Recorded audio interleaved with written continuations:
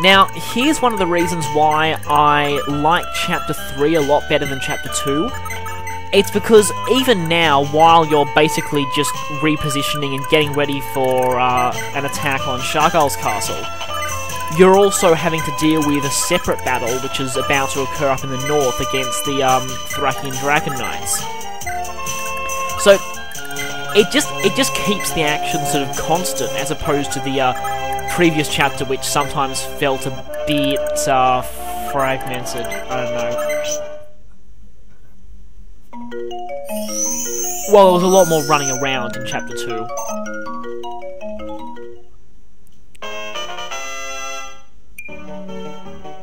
Okay, that was weird. Not quite as weird as Ninian gaining a point of strength, which she did in one of my playthroughs of Fire Emblem 7. That was really odd.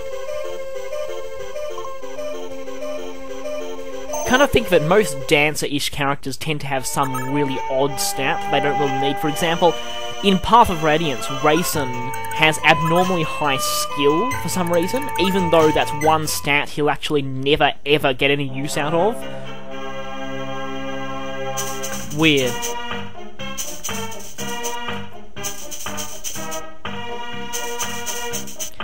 And these guys are actually getting pretty close.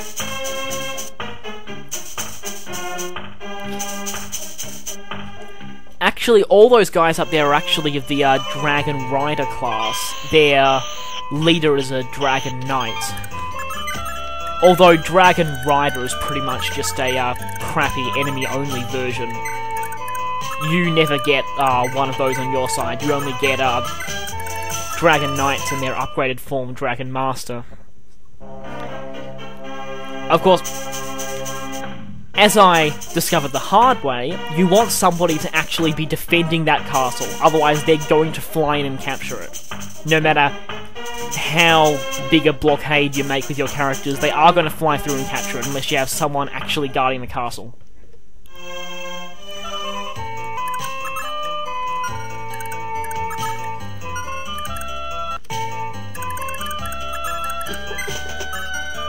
Okay, I think I cut out a bit there, but really just... Now it's time to deal with these guys. And as I also learned the hard way, keep Azel away from them. Now might actually be a good time to talk about the music of this chapter. I think it's pretty good. It fits the sort of seaside theme of this chapter. Again, not nearly as good as Chapter 1's theme. That was just amazing, but all the chapter themes really have just sort of this unique quality to them. In fact, even the setting of the chapters themselves, they're all quite unique. It's not like you'll... Well, this one you're sort of fighting the same enemies, but later on it's... The enemies you fight change quite drastically, starting with the next chapter. I mean, Chapter 4 is really quite strange by the standards of most games in the Fire Emblem series. I mean, in Chapter 1, you were seeing, and the prologue, you were seeing lots of axe and bow users. Now it's lots of knights and armoured units, and generally a lot of lance users. The next chapter is going to be something very, very unique and interesting. Something anyone who plays the series probably won't be expecting.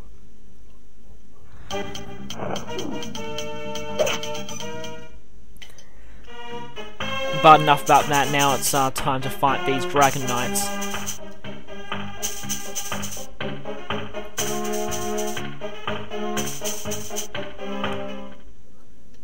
Oh, they've boxed in their leader.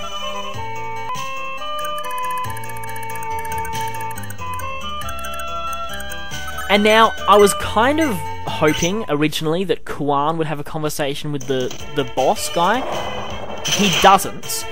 And I should probably explain the reasons why I thought that. You see, Kuan has a bit of a history with Thracia. He actually is from Thracia, technically, but Northern Thracia. You see, Northern Thracia and Southern Thracia, which are where these knights are from, yeah, there's a lot of animosity between the two. Mainly because the North of the, it's not technically a continent, it's more of a peninsula, but I'll stop for a second because this boss is about to get owned.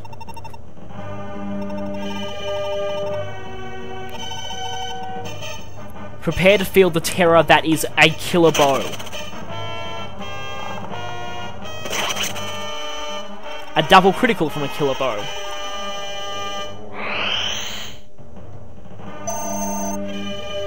Goodbye. And yeah, you get a life ring from that guy, which basically heals the holder on every turn. Kind of reminds me of the leftovers item in the Pokemon series. Actually, it's very much like it. Which means Jamaka is not altogether a good choice for it. It's better on someone more defensive, or someone who gets into combat a lot, like maybe Holland. I like to give it to my more tanky characters, like, you know, Lex or Quan. And continuing what I was saying before,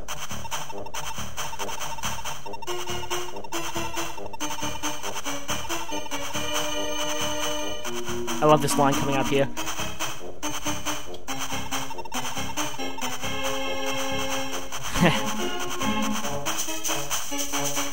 Yeah, so that was just the king of Southern Thracia leaving.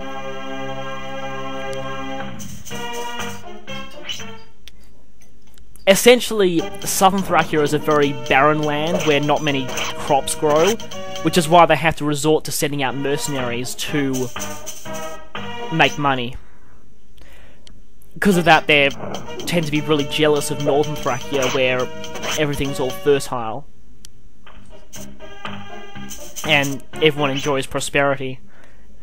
That's why Quan felt a bit hesitant about joining Sigurd at first, because his country constantly needs to keep an eye on Thracia, because Thracia is constantly raiding them.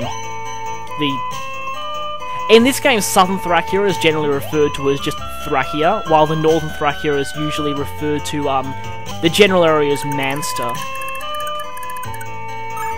I know you don't find out most of this information in this game. I know most of this from Fire Emblem 5, which generally concerns itself with Quan's kingdom and what happens to it after Sigurd's story.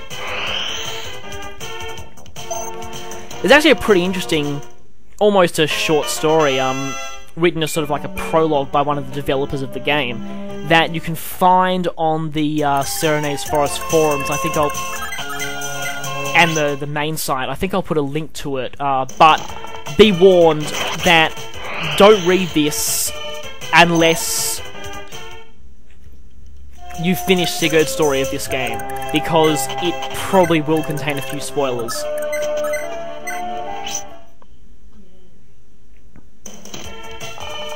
Anyway, back to this. If you survive their initial attack and you've got bow users, they're pretty much gone.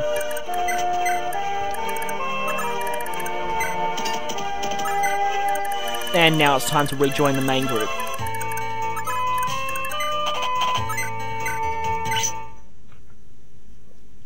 And to finally begin attacking Shagul's realm. Or what's left of it, at least.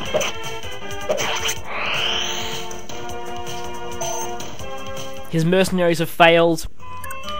Sending in Eltersain has failed. This might well be his last stand.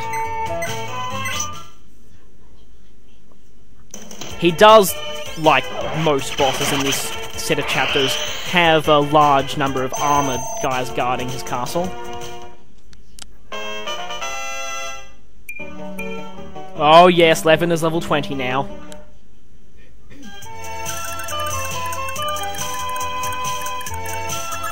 Which means it's about time I send him back to the main castle to promote him.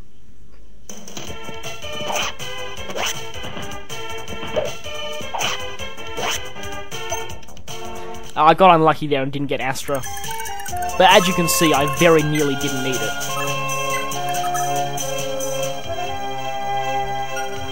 You can see that little, OK indicator on the status screen shows if a character can promote.